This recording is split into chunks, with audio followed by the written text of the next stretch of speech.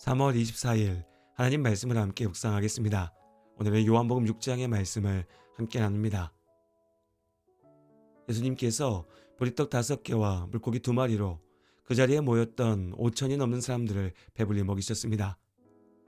놀라운 기적을 경험했던 사람들은 주님께서 이루신 표적을 보고 열광했습니다.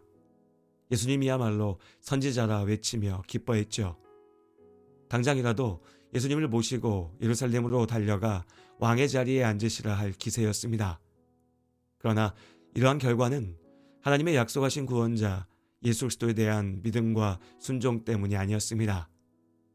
그들은 단지 예수님의 놀라운 능력을 이용하여 자신들의 필요를 채우고자 했습니다. 하나님 나라가 무엇인지 주님께 묻고 구하지 않았죠. 그저 예수님의 능력을 통해 자신들이 원하는 자신들의 나라를 이루려 했을 뿐입니다. 이 모습을 바라보던 제자들은 어떤 마음이었을까요? 처음 예수님의 곁에는 아무도 없었습니다. 시간이 지나 제자들이 예수님의 곁을 지키며 따랐지만 여전히 사람들은 예수님의 말씀을 무시하고 비웃었습니다. 나사렛 시골 동네에서 무슨 대단한 인물이 나겠냐며 조롱하였죠. 함께 자란 형제들부터 예수님이 미쳤다며 앞을 막았습니다. 그렇게 외롭고 힘든 시간이 지났습니다. 이제 예수님께서 행하신 놀라운 기적들을 본 사람들이 반응합니다. 예수님을 만나겠다고 몰려온 사람들이 수천, 수만에 이릅니다. 예수님이야말로 선지자라고, 어쩌면 왕이 되실 수 있다라고 외칩니다. 예수님의 사역을 처음부터 곁에서 지켜봤던 제자들은 어쩌면 벅찬 감동을 느꼈을지도 모릅니다. 이제야말로 사람들이 예수님을 알아보았다는 사실에 기뻐했을 겁니다. 내가 먼저 예수님을 알아봤다고 뿌듯했을지도 모르죠. 예수님께서 온 이스라엘에서 존경받는 선지자가 되시면 그 위대한 선지자의 양옆에 자신들이 서 있을 것입니다. 사람들의 외침대로 예수님께서 로마를 몰아내고 이스라엘의 왕이 되시면 자신들은 고관 대작의 자리에 앉게 될 것입니다. 놀라운 성공이 눈앞에 다가왔습니다. 그런데 그때 예수님께서 사람들을 피해 홀로 산으로 기도하기 위해 가셨습니다. 예수님께서 산으로 가신 후 제자들 역시 거처를 찾아야 했습니다. 캄캄한 밤이었으나 갈릴리 어부 출신의 제자들에게는 문제될 것이 없었죠. 그들은 배를 타고 갈릴리 호수를 건너 가버나움으로 향합니다. 갑작스런 큰 바람과 파도로 한바탕 소란이 일었던 배 위로 예수님께서 걸어오셨습니다. 바다를 잠잠하게 하셨고 제자들을 안심시키셨죠. 그렇게 제자들과 함께 배에 타신 예수님께서 가버나움에 도착해 밤을 보내셨습니다. 그런데 예수님께서는 기적을 보고 몰려드는 사람들을 왜 피하셨을까요? 다음날 예수님을 찾아온 무리들에게 주신 말씀에서 그 답을 알 수 있습니다. 전날 오병이어의 기적을 경험하고 열광했던 사람들은 예수님을 찾았으나 어디서도 볼 수 없었습니다. 아무리 찾아도 예수님의 행방을 알 수 없자 혹시나 싶어 배를 타고 갈릴리 건너편 가버나움으로 향합니다. 그들도 어제 제자들이 배를 타고 떠나는 것을 보았습니다. 예수님께서는 배에 타지 않으셨기에 이쪽 편에 남아 계실 거라 생각했으나 아무래도 찾을 수 없으니 제자들이 건너갔던 갈릴리 반대편으로 향했던 것입니다. 그리고 그곳에서 예수님을 만났습니다. 예수님을 다시 만난 사람들은 한편 기쁘기도 했고 다른 한편으로는 어제 저녁부터 고생했던 일들이 떠올라서 답답하기도 했습니다. 그래서 예수님께 물었습니다. 라삐어, 언제 여기 오셨나이까? 예수께서 답하셨습니다. 내가 진실로 진실로 너희에게 이르노니 너희가 나를 찾는 것은 표적을 본 까닭이 아니요 떡을 먹고 배부른 까닭이로다. 썩을 양식을 위하여 일하지 말고 영생하도록 있는 양식을 위하여 하라. 이 양식은 인자가 너희에게 주리니 인자는 아버지 하나님께서 인치신 자니라. 예수님께서 오병이어로 먹이신 것은 단지 놀라운 기적만이 아니었습니다. 예수님께서 하나님의 아들이시고 약속하신 구원자이심을 알리는 표적이었죠. 그러나 이 표적은 오직 믿음으로 볼 수 있는 자에게만 보입니다. 오병이어를 경험한 사람들은 분명 기적을 보았으나 기적을 통해 말씀하시는 하나님의 뜻은 분별하지 못했습니다. 그들은 그저 기적에 열광했습니다.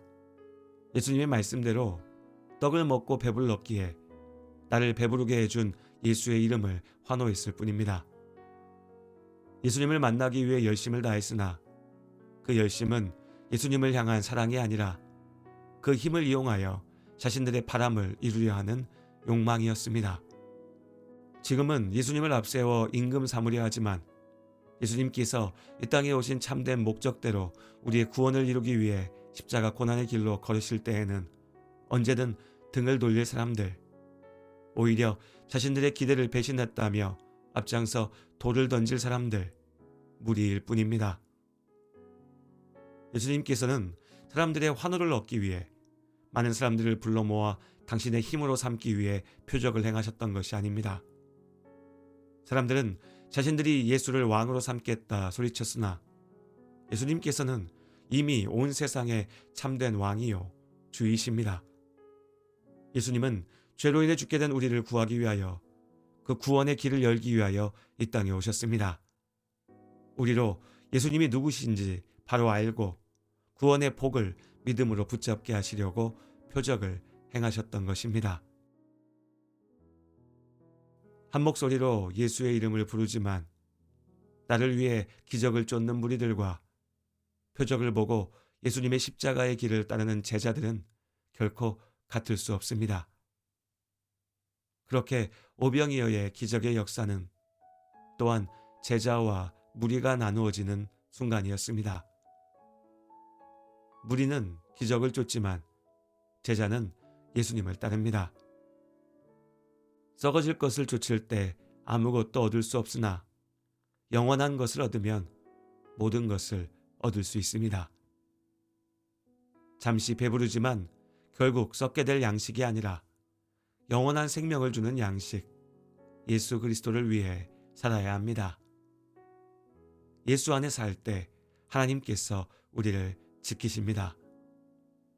하나님의 참된 축복을 누리는 이 비밀을 잊지 않고 기억하는 하루가 되기를 바랍니다.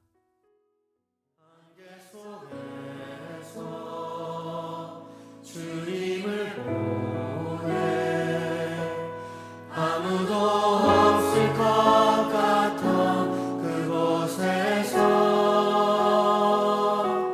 손 내미셔서 나를 붙드네 길 잃고 쓰러져 가던 그곳에서 안개 속에서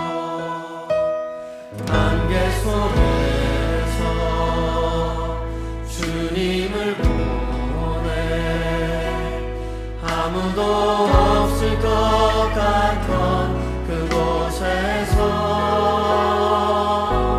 손 내미셔서 나를 붙드네 길 잃고 쓰러져 가던 그곳에서 주 말씀하시네 내 손 잡으라고 내가 곧 길이요 진리 생명이니 아멘 나 그 길을 보내 주 예비하신 곳 다른 길로 돌아서지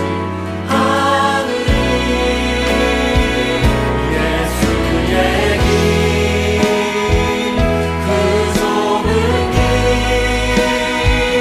많은 곳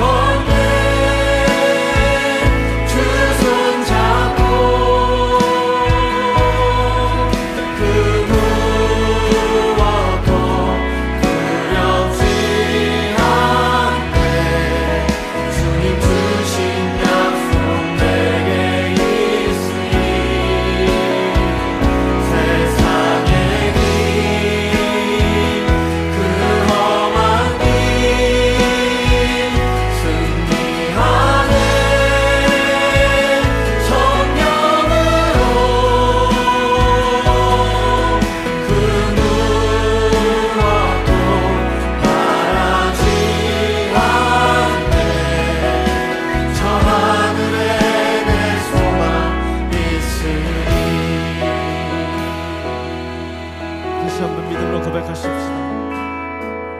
안개 속에서 주님을 보내 아무도 없을 것 같던 그곳에서 손 내미셔서 나를 붙드네 길 잃고 쓰러져가던 그곳에서 주 말씀하시네